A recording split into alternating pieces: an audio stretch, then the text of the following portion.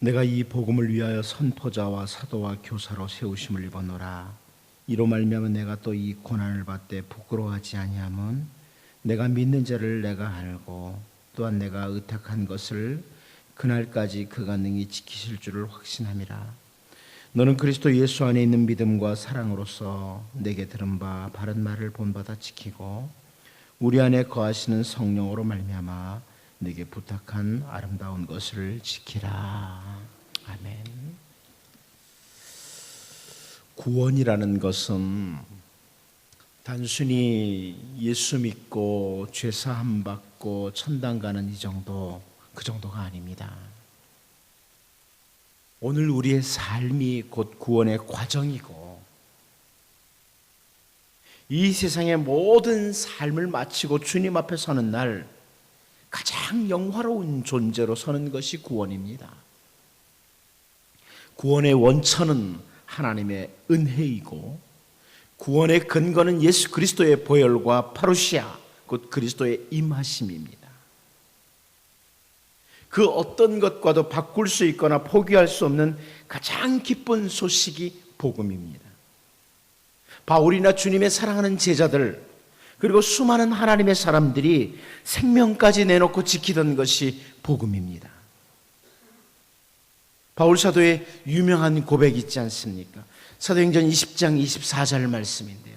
내가 달려갈 길과 주 예수께 받은 사명 곧 하나님의 은혜의 복음을 증언하는 일을 마치려 하면은 나의 생명조차 조금도 귀한 것으로 여기지 아니하노라.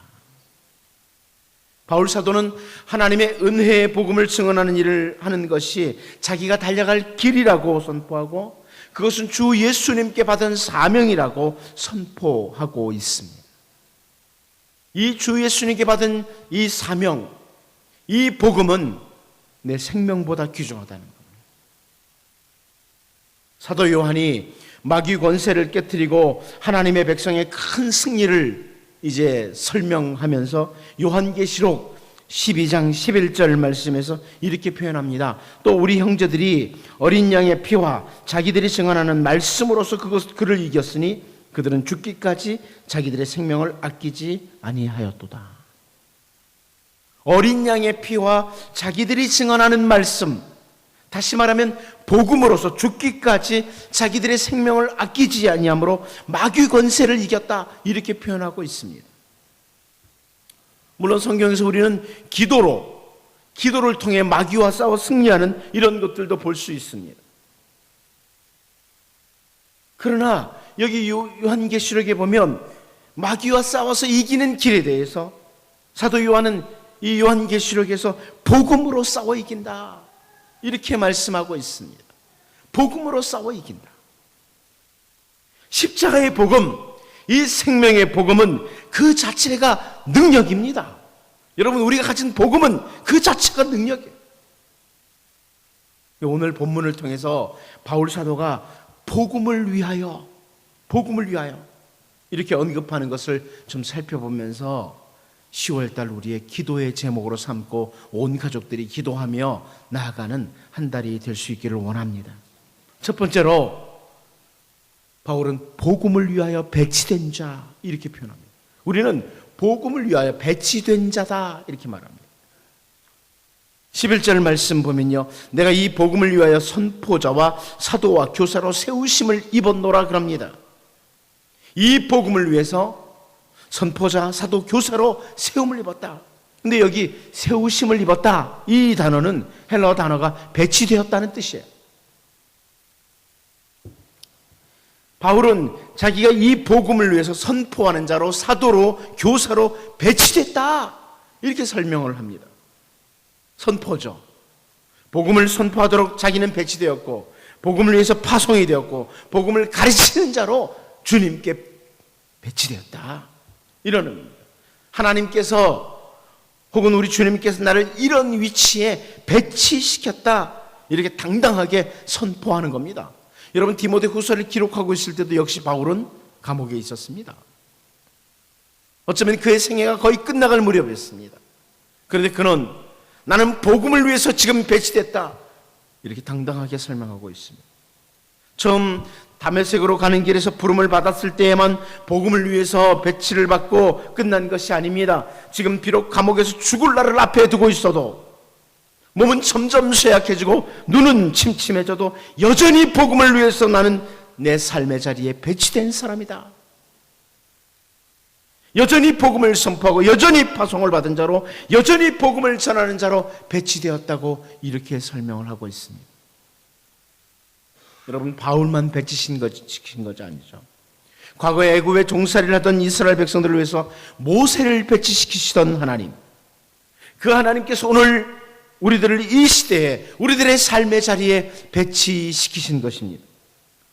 온통 우상 숭배로 들끓던 아합의 시대에 선지자 엘리야를 배치시키던 그 하나님께서 오늘 우리들을 대한민국 곳곳에 배치시키셨습니다. 물론 교회에서도 다양한 직분과 은사를 주셨지만 그 모든 것들은 복음을 위해서입니다. 복음을 위해서입니다. 내가 왜 목사가 되고, 내가 왜 장로가 되고, 내가 왜 권사가 되고, 내가 왜 집사가 되고, 내가 왜 교사가 되었는지, 왜 그렇게 배치시켰는지 그 중요한 목적을 놓치면 안 돼요. 복음을 위해서입니다. 이스라엘의 왕으로 배치되어서 그 배치된 이유와 목적을 놓치고 엉뚱한 길로 달려갔던 왕들이 성경에 참 많습니다. 특별히 여러분, 이 10월 달에는 나는 어떤 상황이 있든지 복음을 위하여 오늘 이 시대에 나의 삶의 자리에 배치됐다는 것을 놓치지 않도록 기도하면서 달려가는 모든 가족들이 될 수 있기를 바랍니다. 두 번째로 바울은 복음을 위하여 고난을 부끄러워하지 않는 자라고 설명합니다. 나는 복음을 위해서 고난을 부끄러워하지 않는다.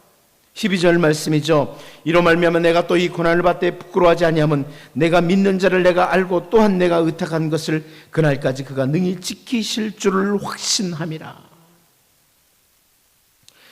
여기 고난은 복음을 위한 고난을 가리킵니다. 복음을 선포하고 복음을 가르치는 자로 살다가 받는 고난을 말하는 거죠. 지금도 바울은 복음을 전하다가 감옥에 갇히는 고난, 이 고난을 당하고 있습니다. 그런데 고난을 결코 부끄러워하지 않는다, 이렇게 표현합니다. 복음을 위해서 고난을 당해도 부끄러워하지 않는 이유가 있는 겁니다. 여러분, 세상에 사는 동안에 내가 복음을 위해서 살다가 고난을 당해도 부끄러워하지 않는 이유가 있죠. 그 첫 번째가 뭐예요? 내가 믿는 자를 내가 알고. 내가 믿는 자를 내가 알고. 여러분, 누구를 믿는지 아셔야 됩니다. 바울은 자기가 믿는 하나님, 자기가 믿는 예수 그리스도, 그분을 알아요. 나를 구원하신 하나님, 나를 베푸신 배치시킨 그 주님을 알기에 복음을 위하여 내가 고난당해도 부끄럽지 않다. 왜 안다는 것은 여러분 잘 아는 그런 아주 생각을 깊이 함으로 아는 것, 혹은 늘 바라보름으로 아는 것, 삶으로 아는 것, 이것을 가리키는 단어예요. 늘 주님을 바라보고 늘 주님을 생각하니까 자기를 복음을 위해서 배치시키신 그 하나님, 그 하나님을 아니까 복음을 부끄러워하지 않는다. 복음을 위해서 당하는 고난을 부끄러워하지 않는다. 이렇게 설명하는 거죠. 또 한 가지는 내가 의탁한 것을 그날까지 능히 지키실 줄을 확신하기에 그렇다. 의탁한 거라는 게 뭐예요? 주님께 맡긴 거죠. 바울은 주님께 맡긴 게 있어요. 주님께 모든 걸 맡기고 자기의 삶과 자기의 사역을 걸어가는 거예요. 주님이 마지막 날까지 능히 지키실 것을 확신하기에 복음을 위해서 내가 고난당하는 거 부끄럽지 않다. 결국 한마디로 표현하면 복음을 위해서 고난받는 것을 각오하고 달려가는 삶은 늘 믿음의 주님을 바라보는, 그리고 깊이 생각하는 삶, 나를 맡기고 나의 삶을 맡기고 내 사역을 맡기되 마지막 날까지 지키실 것을 확신하는 믿음의 삶이기도 합니다. 믿음의 삶. 히브리서 기자는 히브리서 12장 2절에서요, 믿음의 주여 또 온전케 하시는 이인 예수를 바라보자. 그는 그 앞에 있는 기쁨을 위하여 십자가를 참으사 부끄러움을 개의치 아니하시더니 하나님 보좌 우편에 앉으셨느니라. 이렇게 권면하면서 선포를 하고 있습니다. 여러분, 10월 한 달 동안 예수님을 깊이 생각하고 예수님을 바라보고 결국 주님을 따라가는 자로, 그리고 모든 삶을, 모든 사역을, 내 모든 것들을 주님께 맡김으로 주님 나라를 위해서 기꺼이 고난도 받으려는 이런 자세로 달려가는 주의 백성들로 살 수 있기를 바랍니다. 마지막 한 가지는요, 복음을 위하여 간직하고 지키는 자. 이 바울의 고백입니다. 복음을 위해서 바울은 간직하고 지키는 자다, 이렇게 표현합니다. 우리 13절은 같이 한번 읽어볼까요? 13절 같이 한번 읽어보겠습니다. 시작. 너는 그리스도 예수 안에 있는 믿음과 사랑으로서 내게 들은 바 바른 말을 본받아 지키고. 자, 여기 디모데에게 바울 사도가 부탁을 하죠. 내게 들은 바 바른 말을 지키라. 이 지킨다는 단어는 간직한다는 의미입니다. 지킨다, 간직한다, 잘 간직한다. 하나님의 말씀을 잘 간직하고 있어라, 이런 의미예요. 여러분, 우리가 하나님의 말씀을 잘 간직하지 못하면 이단들과 거짓 사상들을 가진 사람들에게 자꾸 속아 넘어가는 거죠. 그런데 여기 바울 사도가 중요한 걸 설명해요. 우리가 말씀을 간직하는데 무엇으로 간직을 해요? 말씀을 무엇으로 간직해요? 우리의 잘난 머리를 가지고 간직해요? 아니죠. 뭡니까? 믿음과 사랑으로 간직하라. 여러분, 하나님의 말씀은 믿음과 사랑으로 간직하는 겁니다. 하나님의 말씀에 대해서 믿음으로 간직하고, 하나님의 말씀, 하나님을 사랑함으로 간직하는 게 말씀을 간직하는 거예요. 주를 향한 믿음, 주를 향한 사랑으로 주어진 진리의 말씀을 잘 간직하는 거예요. 14절 말씀도 보면 또 한 가지 나옵니다. 우리 안에 거하시는 성령으로 말미암아 내게 부탁한 아름다운 것을 지키라. 복음을 위하여 말씀을 잘 간직한 사람이 동시에 부탁하신 아름다운 것, 말씀, 복음의 위임, 이런 것들을 가리키겠죠. 이걸 잘 지키라는 거예요. 그 말씀과 복음을 잘 지킨다, 보존한다는 말씀입니다. 변질되지 않도록, 사람들이 놓치지 않도록 잘 보존해야 합니다. 여러분 가정에서는 말씀이 잘 보존되고 있습니까? 여러분이 속한 영역에서는 말씀이 잘 보존되고 있습니까? 아니면 이 시대의 풍조를 따라서 하나님의 말씀이 이리 흔들리고 저리 흔들리고 자기 멋대로 해석하고 그렇게 흘러가진 않습니까? 그래서 여러분, 이 바울은 이렇게 말합니다. 성령으로 말미암아 보존하라고 합니다. 성령의 인도하심, 성령의 도우심을 따라 보존하는 겁니다. 그리고 여러분이 성경을 읽을 때도 성령의 인도하심을 기도해야 됩니다. 물론 말씀을 전하는 사역자들도 성령의 인도하심을 간절히 사모해야 됩니다. 복음을 위해서 사는 사람들이 늘 간직하고 보여야 될 것, 하나님의 말씀을 잘 간직하고 살아가고, 동시에 그 복음, 이 십자가의 복음, 하나님의 말씀을 거짓 교사들, 이단들에 대해서 훼손되지 않도록, 그들에 의해서 훼손되고 파괴되지 않도록 우리가 끝까지 말씀을 붙들고 보존해야 합니다. 이게 복음을 위해서 사는 사람들입니다. 이제 10월 한 달 동안 내가 목사가 아니라도, 내가 신학자가 아니라도 말씀을 잘 간직하고 보존하는, 이 시대의 마지막까지 이 생명의 복음을 잘 보존하는 그런 한 사람으로서 살아가는 그런 복된 가정들이 될 수 있기를 바랍니다. 이 시간 같이 한번 기도합니다. 함께 기도하죠.